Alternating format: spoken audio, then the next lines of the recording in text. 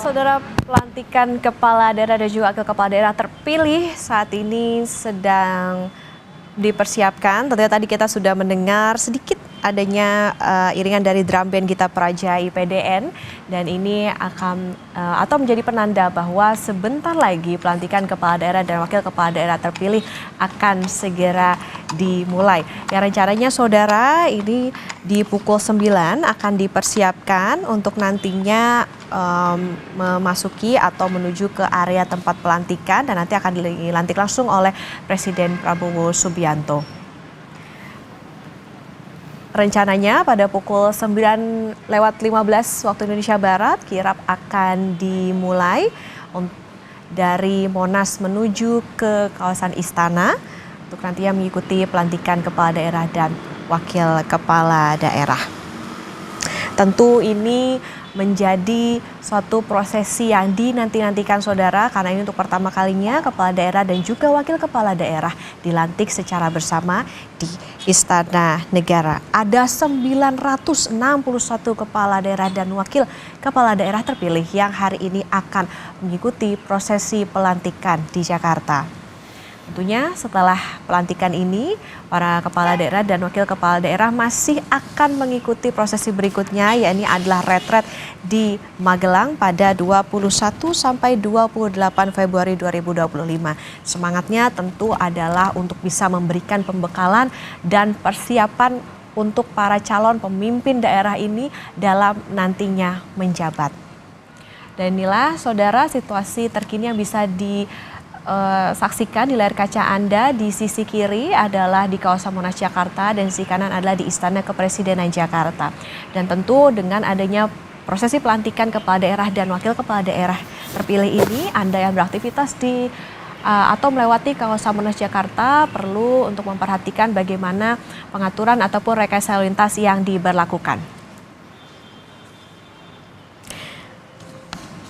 Ya saudara, kita akan lanjutkan dialog bersama pengamat politik sekaligus Direktur Eksekutif Algoritma Research and Consulting Aditya Perdana dan Direktur Eksekutif Komite Pemantauan Pelaksanaan Otonomi Daerah atau KPPOD Herman N. Suparman. Saya ke Mas Herman, kalau tadi dikatakan bahwa retret ini bisa dibilang ya ini jadi plus minus lah gitu ibaratnya di tengah situasi efisiensi. Mas Herman melihatnya, karena kalau dari Mendagri mengatakan bahwa ini sebetulnya ada plusnya nih, bahwa ini bisa membuat kepala daerah ini semakin kompak begitu untuk nanti menjalankan pemerintahan. Ada sisi plusnya lagi nggak sih gitu selain tentunya menjaga kekompakan antar pemerintah daerah? Ya sebetulnya yang kita lihat selama ini terutama bagaimana menjaga kata kunci tadi soal orkestrasi gitu ya. Misalnya itu diturunkan di dalam beberapa peraturan perundang-undangan soal kerjasama antara daerah misalnya. Nah kita harapkan dengan momen retret ini gitu ya, di mana nanti mereka berkumpul di Magelang, ada peluang-peluang di daerah masing-masing yang itu bisa dikerjasamakan dengan daerah yang lain gitu ya, karena yang kami lihat sebetulnya dalam konteks otonomi daerah itu tidak hanya bicara kompetisi antara satu daerah dengan daerah yang lain, tetapi juga kompetisi gitu ya, kooperasi gitu ya, kolaborasi antara satu daerah dengan daerah yang lain.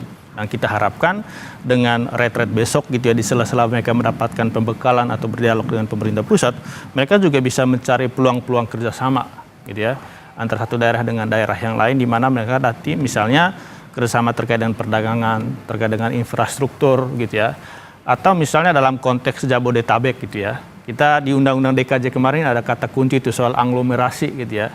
Nah hal-hal serupa juga terjadi misalnya untuk kota Surabaya dan sekitarnya, Jogja dan sekitarnya, Makassar dan sekitarnya. Nah ketika mereka dikumpulkan dalam satu tempat seperti ini, yang kita harapkan mereka juga punya kesepakatan informal lah antara satu daerah dengan yang daerah yang lain gitu ya. Itu yang kita harapkan gitu ya. Kemudian yang kedua, dengan retret ini gitu ya, para kepala daerah juga kita harapkan tidak hanya melihat pembangunan daerah itu di dalam daerahnya sendiri, tetapi dilihat dalam perspektif kawasan gitu ya. Karena selama ini kan pemerintah pusat selalu dorong soal penurunan inflasi ya. Padahal kalau kita bicara inflasi di daerah itu sangat terkait juga dengan rantai posok dari daerah-daerah yang lain.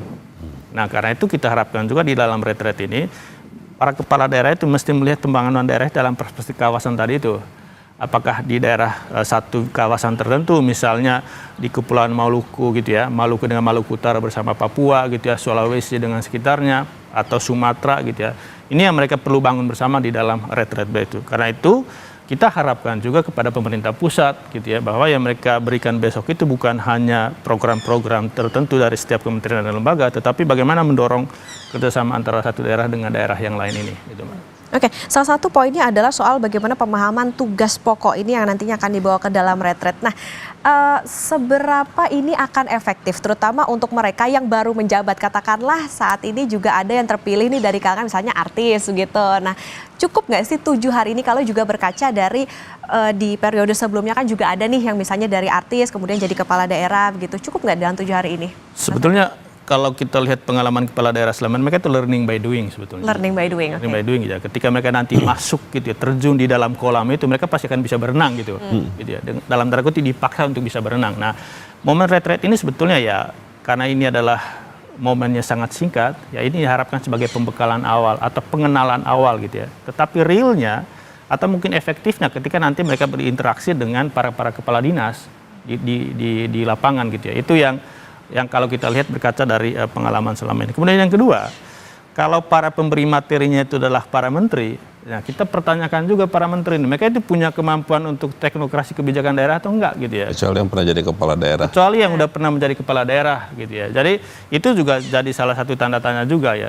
Ya, yang kami lihat sebetulnya ketika nanti para menteri memberikan materi sebetulnya lebih ke level program sih. Bukan soal bagaimana menjalankan roda pemerintahan di daerah gitu ya. Karena ya kita tahu, kita lihat latar belakang para menteri ini bermacam-macam gitu ya. Yang kita bisa yakin bahwa mereka bisa memberikan soal itu ya yang ex kepala daerah. Misalnya Pak Wakil Menteri Dalam Negeri sendiri dia mantan kepala daerah gitu ya. Itu yang kita harapkan juga kepada para menteri besok gitu ya. Mereka juga mesti paham dengan seperti apa tata kelola penyelenggaraan pemerintahan daerah, dan itu kan sifatnya sangat teknis ya. Dan kita harapkan ya para kepala daerah itu terutama untuk yang non petahana gitu ya, untuk tidak berhenti belajar di pembekalan saja, tetapi mesti rendah hati juga belajar kepada kepala dinas yang sekarang memimpin di daerah. Artinya bisa dikatakan bahwa ini kayaknya jadi ajang misalnya pematerinya Menkyu gitu. Menkyu ngasih tahu, oh ini nanti di Menkyu programnya seperti ini, begitu saja kah? Ya, sebetulnya kalau lihat misalnya bicara Kementerian Keuangan itu kan selalu soal tata kelola penganggaran ya. Dan kalau kita bicara penganggaran, Kementerian Keuangan dan juga Kementerian Dalam Negeri itu setiap tahun mengeluarkan pedoman sebetulnya, pedoman penyusunan APBD gitu ya. Dan itu sebetulnya menjadi panduan bagi kepala-kepala daerah. Yang kita harapkan besok itu sebetulnya lebih ke apa? Ke arah kebijakannya itu kemana. Itu yang dengan waktu yang sangat terbatas ya. Tidak sampai level detail nanti proses misalnya proses penyusunan APBD itu seperti apa gitu. Itu mereka akan belajar di lapangan gitu. Nah, kemudian yang kedua sebetulnya yang jadi tantangan ya, kami lihat ini kan bulan Maret ya. Di bulan Maret ini kalau kita lihat di alur penyelenggaraan pemerintahan daerah, mereka itu sudah mulai dengan musrembangda, kemudian proses penyusunan rencana kerja pemerintah. Nah, tahun ini mereka menghadapi dua proses gitu ya. Proses untuk penyusunan rencana pemerintah tahun depan 2026. Di saat yang bersamaan mereka akan melakukan penyesuaian terhadap rencana pemerintah daerah yang sudah berjalan gitu ya. Itu yang menurut kami ya para kepala daerah ini mesti bekerja keras nih. Benar kata Mas Abi tadi, sebetulnya mereka tidak berbulan madu lagi Mas ya. Gitu ya.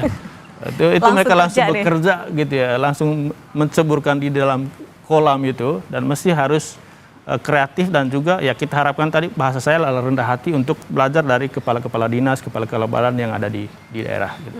Adanya penyesuaian anggaran tadi Mas Adit, artinya secara berpikir taktisnya untuk pemerintah daerah mana yang perlu didulukan? Bagaimana program yang sudah berjalan dan akan dilanjutkan atau justru mendukung bagaimana pemerintahan pusat, program pemerintahan pusat? Ya itu tarik ulur seperti itu akan pasti terjadi ya. Satu sisi memang mereka harus juga mempertimbangkan ada program yang sudah disiapkan termasuk dalam kerangkanya APBD ataupun RPJMD yang kerangkanya harus di sana. Ya pada sisi yang lain juga mereka kan juga punya kebutuhan agar program ketika masa kampanye itu bisa dilakukan, dijalankan. Tapi sisi yang lain juga ada yang biasanya dilakukan, ada agenda titipan pusat gitu ya. Ya salah satunya yang seperti yang sudah tadi kita diskusikan, Nah, bahasanya tadi Mas Herman adalah mengorkestrasinya itu juga tidak mudah juga gitu. Jadi saya merasa forum di retreat itu dalam konteks tadi ya, seharusnya juga kepala daerah itu bisa saling belajar gitu ya, bukan kemudian aspek teknokratisnya yang kemudian mereka harapkan dapat belajar dari sana, tapi juga soal bagaimana manajemen tata kelola pemerintahannya. Dan itu kan misalkan bagaimana dengan hati gitu ya, terus kemudian bagaimana pendekatannya juga jangan kemudian sangat teknokratis ya. Berhubungan dengan mereka kan pemilihnya, masyarakat itu kan pemilihnya. Nah, meskipun punya keterbatasan bagaimana agar kemudian ini program jalan tapi pemilihnya juga tetap support gitu ya, tidak kemudian malah diteriak-teriaki atau diprotes sama masyarakat gitu kan, nggak bisa juga gitu. Nah, ini menurut saya bagian dari yang juga tentu harus dipelajari di retreat gitu ya. Karena dalam konteks itu tentu mereka bisa saling belajar. Saya setuju sama Mas Herman, punya harapan juga bahwa di dalam retreat itu para kepala daerah bukan dikasih materi yang sifatnya sangat programatis, tapi juga bisa belajar ya. Saya kepikiran mereka dibikin kayak semacam kelompok-kelompok untuk belajar gitu ya, untuk jadi kayak FGD gitu Mas? Ya, kelompok kecil untuk bisa belajar gitu ya, soal-soal yang sifatnya teknis dan juga non teknis.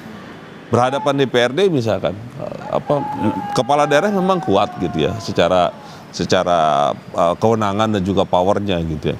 Tapi pada sisi yang lain DPRD itu bisa merepotkan loh gitu. Jadi hal yang itu juga menurut saya penting ya. Nah itu tadi Mas Herman, tapi kalau kita lihat kan kalau misalnya retret waktu kemarin saat kita berkaca ke saat menteri dan wakil menteri ya, ada pelatihan fisik juga nih. Nah itu gimana, apakah penting juga atau perlu juga nih kepala daerah? Ya sebetulnya pertanyaan pokoknya apa manfaatnya nanti untuk untuk penyelenggara pemerintahan daerah ya. Mungkin pesannya adalah mereka harus siap secara fisik. Siap secara fisik ya, juga. Dan juga rohani sebetulnya. Juga rohani, untuk menjalankan atau menghadapi tantangan pemerintahan daerah. Gitu. Ya.